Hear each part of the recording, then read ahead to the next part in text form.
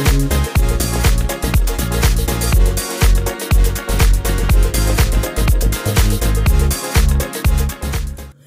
वालेकुम स्टूडेंट्स, आप देख रहे हैं मेरा channel learn mathematics with sir Junaid और मैं हूं आपका host Junaid Iqbal.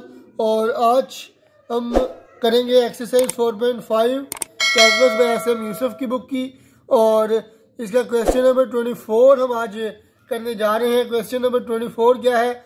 1/1 minus 2x square into 1 minus x square. अगर यहाँ पर भी आप देखें तो हमारे पास फ्रैक्शन के ऊपर यानी कि नोमिनेटर में कांस्टेंट है और डिनोमिनेटर में बाहर भी क्वाड्रेटिक टर्म है और स्क्वायर रूट के अंदर भी क्वाड्रेटिक टर्म है। ठीक है जी। तो इस तरह की सिचुएशन में हम क्या करते हैं कि x जो है उसको पुट कर लेते हैं 1/t के इक्वल। ठीक है जी। x को किसके इक्वल पुट करते हैं? 1/t के इक्वल पुट करते हैं। तो पहला स्टेप हम यहाँ पे क्या करेंगे कि इसको i के इक्वल लिख लेंगे। i is equal to 1/1 minus 2x का square into square root of 1 minus x square into dx। ठीक है जी। और अब अगर यहाँ पे हम देखें तो x के इक्वल हमने पुट करना है 1/t, तो लिखेंगे जी x is equal to 1/t हम पुट कर रहे हैं। तो x का अगर हम डिफरेंशियल लें, x का डिफरेंशियल क्या आएगा? सॉरी, x का डिफरेंशियल तो dx आ जाएगा, लेकिन 1/t का डिफरेंशियल मैं बार बार आपको बता चुका हूँ क्या होता है। इसको अगर मैं ऊपर ले जाऊँ तो ये हो जाएगा t की पावर -1 और यहाँ पे पावर 2 लगेगा। पावर पहले पावर में से एक माइनस करेंगे तो ये आ जाएगा -1 इंटू टी की पावर -2, तो ये आ जाएगा -1/t का स्क्वायर। तो यहाँ पे ये आ जाएगा -1/t स्क्वायर इंटू टी के लिए ऐसे डिफरेंशियल लेंगे तो dt आ जाएगा। ठीक है जी। तो ये हमने डिफरेंशियल भी ले लिए। अब ये दोनों वैल्यूज़ जो है मैं यहाँ पे पुट कर दूंगा और इसको नाम दे दूंगा इक्वेशन नंबर 1 का। तो ये आ जाएगा जी i is equal to dx की जगह पे क्या आएगा? -1/t square into dt over 1 minus 2x की जगह पे आ जाएगा 1/t का स्क्वायर। ठीक है जी। और यहाँ पर भी 1 माइनस एक्स की जगह पे क्या आएगा? 1/t का स्क्वायर आ जाएगा। ठीक है जी। अब नेक्स्ट स्टेप की तरफ चलते हैं। ये आ रहा है मेरे पास -1/t square into dt over यहाँ पे क्या आएगा? 1 माइनस 2 1/t का होल स्क्वायर क्या होता है? 1/t स्क्वायर इंटू यहाँ पे भी आ जाएगा 1 माइनस 1/t स्क्वायर। ठीक है जी। अब ये आ जाएगा, माइनस को बाहर लिख लेंगे तो ये आ जाएगा 1/t square into dt over T square का एलसीएम लेंगे तो ये आ जाएगा T square 1 time T square -2 1 time 2 आ जाएगा। ठीक है जी। अब यहाँ पे भी एलसीएम ले लेंगे तो एलसीएम आ जाएगा टी स्क्वायर और T square 1 time T square -1 आ जाएगा। अब ये टी स्क्वायर और ये टी स्क्वायर आपस में कैंसिल हो जाएंगे। ठीक है जी। तो ऊपर रह जाएगा -1 इंटू dt रह जाएगा ओवर टी स्क्वायर -2 इंटू ये ऊपर आ जाएगा टी स्क्वायर -1 और टी स्क्वायर का स्क्वायर रूट लेंगे तो टी आ जाएगा। ठीक है जी।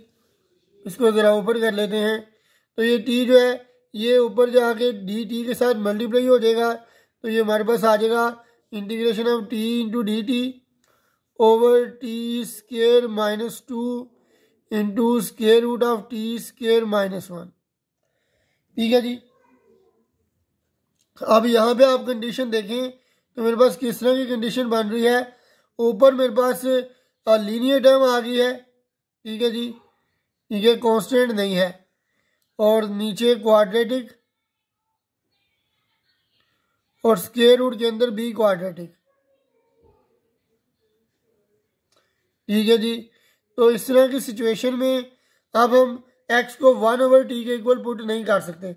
याद रखें कि अगर ऊपर कांस्टेंट हो, नीचे क्वाड्रेटिक और स्क्वायर रूट के अंदर भी क्वाड्रेटिक हो, फिर हम x को 1/t के इक्वल पुट करते हैं। लेकिन जब इस तरह की कंडीशन आ जाए तो याद रखें कि जो फैक्टर हमारे पास स्क्वायर रूट के अंदर होता है, ठीक है, उस फैक्टर को हम z स्क्वायर के इक्वल पुट कर लेते हैं। ठीक है जी। तो हम क्या करेंगे कि टी स्क्वायर -1 को z स्क्वायर के इक्वल पुट कर लेंगे। ठीक है जी। तो यहाँ से क्या होगा, जब हम डिफरेंशियल लेंगे, लेकिन उससे पहले टी स्क्वायर की वैल्यू यहाँ से निकाल लेते हैं। टी स्क्वायर इक्वल टू -1 तो जाकर +1 हो जाएगा। और जब इसका डिफरेंशियल लेंगे, टी स्क्वायर का डिफरेंशियल क्या आ जाएगा, 2t इंटू डी टी, और z स्क्वायर का 2z इंटू डी जेड, और 1 का 0 हो जाएगा। ठीक है जी। ये 2 और ये 2 कैंसिल हो जाएंगे, तो ये आ जाएगा T D T is equal to z D z. ठीक है जी। इसको z स्क्वायर के इक्वल पुट करने का फ़ायदा ये होता है कि ये जो चीज़ है टी डी टी, ये हमें इसकी वैल्यू भी मिल जाती है। ठीक है जी। ये minus integration of T D T की वैल्यू क्या आ जाएगी, z डी जेड ओवर ये टी स्क्वायर की जगह क्या आएगा, z स्क्वायर +1, और ये -2 है, और टी स्क्वायर -1 की जगह क्या आएगा, z का स्क्वायर। ठीक है जी। अब ये z का स्क्वायर और स्क्वायर रूट आपस में कैंसिल हो जाएंगे, तो हमारे पास नेक्स्ट जो स्टेप है वहाँ पे क्या सिचुएशन बन जाएगी, minus integration of z D Z over z square +1 और -2, इनको सॉल्व करेंगे तो -1 आ जाएगा। z स्क्वायर, स्क्वायर और स्क्वायर रूट कैंसिल हो चुके हैं तो z आ जाएगा। अब ये z और ये z आपस में कैंसिल हो जाएंगे, तो ये आ जाएगा minus integration of D Z over z square -1। ठीक है जी। अब ये कंडीशन हमारे पास बन चुकी है, और इसको अब मैं नेक्स्ट पेज के ऊपर ज़रा लिखता हूँ, फिर उसके बाद इसको नेक्स्ट सॉल्व करते हैं।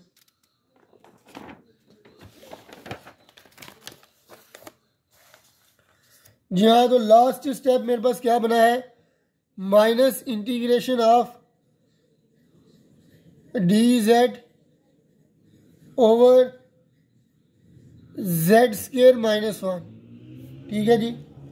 अब इसको जब मैं माइनस के साथ मल्टीप्लाई करवाऊंगा, ठीक है जी, तो ये क्या आ जाएगा, डी जेड ओवर ये z के साथ माइनस आ जाएगा, -z स्क्वायर +1, और इसको मैं कैसे लिख सकता हूँ, डी जेड ओवर ये 1 पहले लिख लूँगा और z स्क्वायर बाद में लिख लूँगा।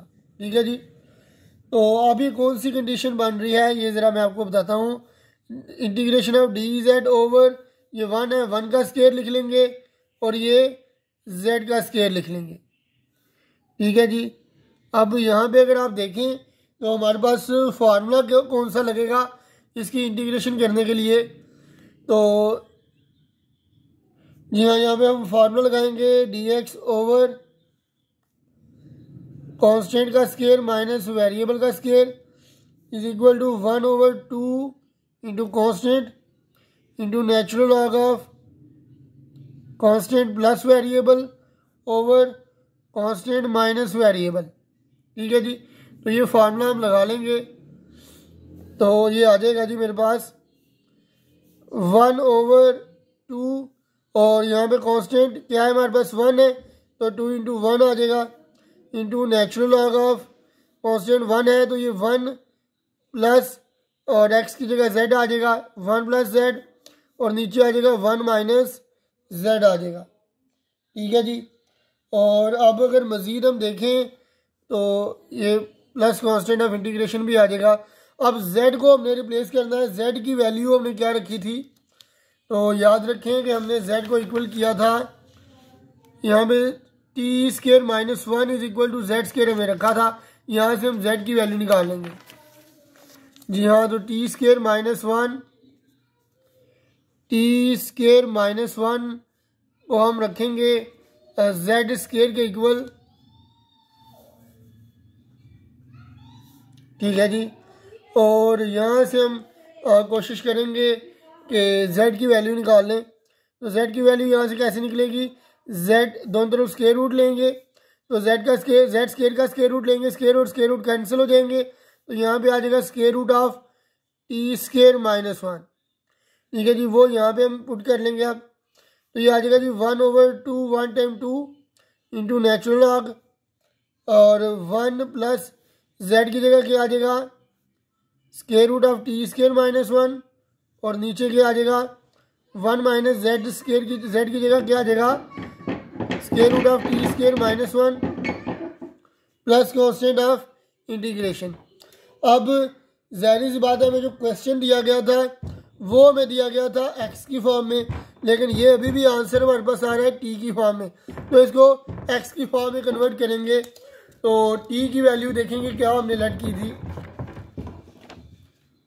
तो यहाँ पे अगर आप देखें तो हमने x is equal to 1/t put किया था, तो यहाँ से हम t की वैल्यू निकालेंगे, x is equal to 1/t। तो जी हाँ जी, अगर आप देखें तो x इज इक्वल टू हमने 1/t रखा था। यहाँ से अगर हम t की वैल्यू निकालें तो t इधर आ जाएगा, x इधर आ जाएगा, तो ये आ जाएगा t is equal to 1/x। तो t की जगह अब हम 1/x पुट कर लेंगे, तो ये आ जाएगा 1/2 into natural log of 1 plus T की जगह क्या आ जाएगा 1/x का स्केयर माइनस 1 ओवर ये 1 माइनस यहाँ पर भी टी की जगह 1/x, क्योंकि टी का स्केयर है तो ये 1/x का स्केयर हो जाएगा, और minus 1 plus constant of integration. अब यहाँ से हम मजीद इसको सिंप्लीफिकेशन इसकी करते हैं,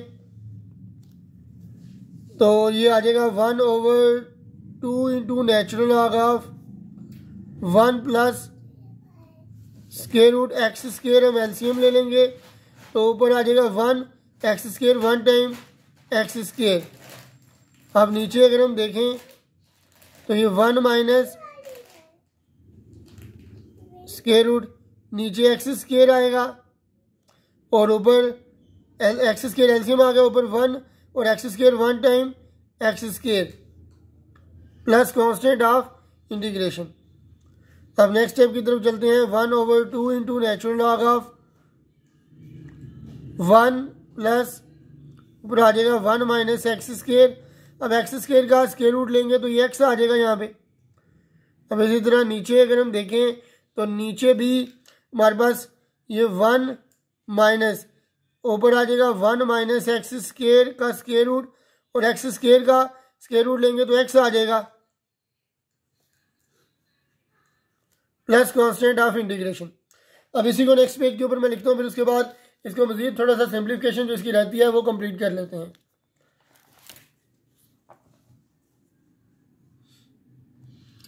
जी हाँ जी, ये मेरे पास बन गया है 1/2 into natural log of 1 plus square root 1 minus x square over x, और नीचे क्या आ जाएगा 1 minus square root 1 minus x square over x plus constant of integration. तो अब हम क्या करेंगे, अब इसका ले लेंगे जी एलसीएम। अब यहाँ पे अगर हम एलसीएम ले लें नेचुरल लॉग के अंदर, एक्स एलसीएम आ जाएगा तो x 1 time x plus square root 1 minus x square, नीचे भी एलसीएम ले लेंगे, एक्स आ जाएगा LCM x 1 time x minus square root 1 minus x square का square root plus constant of integration.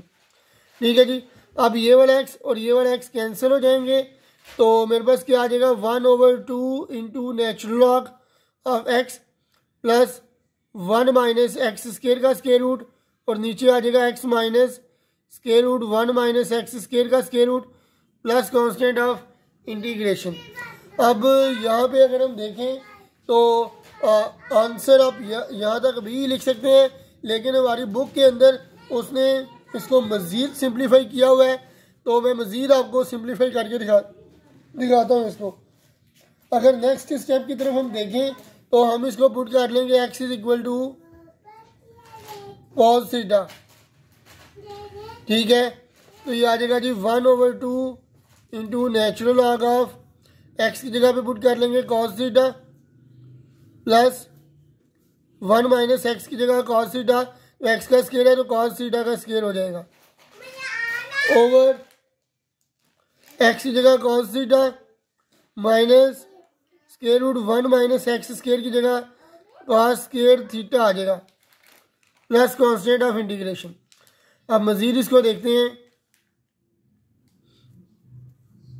तो ये आ जाएगा जी 1/2 into natural log of cos theta plus ये 1 माइनस कॉस स्क्वायर थीटा क्या होता है जी, याद रखें कि साइन स्क्वायर थीटा इक्वल होता है 1 माइनस कॉस स्क्वायर थीटा के।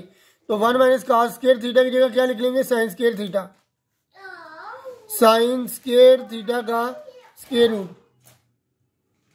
और ये आ जाएगा कॉस थीटा माइनस ये भी आ जाएगा साइन स्क्वायर थीटा का स्क्वायर रूट।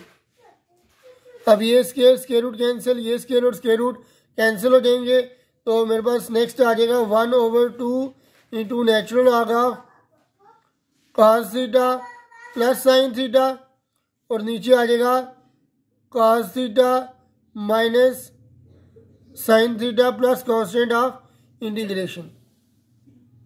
ठीक है जी। तो अगर आप नेक्स्ट देखें तो कॉस माइनस साइन आ रहा है, तो इसको मैं टेन बनाने के लिए क्या करूँगा, टेन में कन्वर्ट करने के लिए मैं यहाँ पे यानी कि कॉस थीटा के साथ डिवाइड कर लूँगा। जी हाँ जी, ये मेरे पास आ जाएगा 1/2 into natural log of cos theta के साथ डिवाइड कर लूँगा हर टर्म को, ऊपर भी और नीचे भी। तो ये आ जाएगा cos theta over cos theta plus sine theta over cos theta over cos theta over cos theta minus sine theta over cos theta plus constant of integration. अब कॉस के साथ कैंसिल हो जाएगा, यहाँ पर भी कॉस जो है वो कॉस के साथ कैंसिल हो जाएगा। तो ये क्या आ जाएगा 1/2 into natural log of cos के साथ कैंसिल, तो ये 1 आ जाएगा प्लस साइन ओवर कॉस क्या आ जाएगा टेन थीटा ओवर कॉस के साथ कैंसिल, ये 1 और साइन ओवर कॉस क्या आ जाएगा टेन थीटा प्लस सी। अब इसको ज़रा कन्वर्ट करते हैं जो हमारे पास टेन थीटा का फार्मूला था उसके अंदर, लेकिन इसको कन्वर्ट करने के लिए हमें क्या चाहिए, हमें फार्मूले का ज़रा इल्म होना चाहिए। क्या होता था formula, tan alpha plus beta is equal to tan alpha plus tan beta over 1 minus tan alpha tan beta.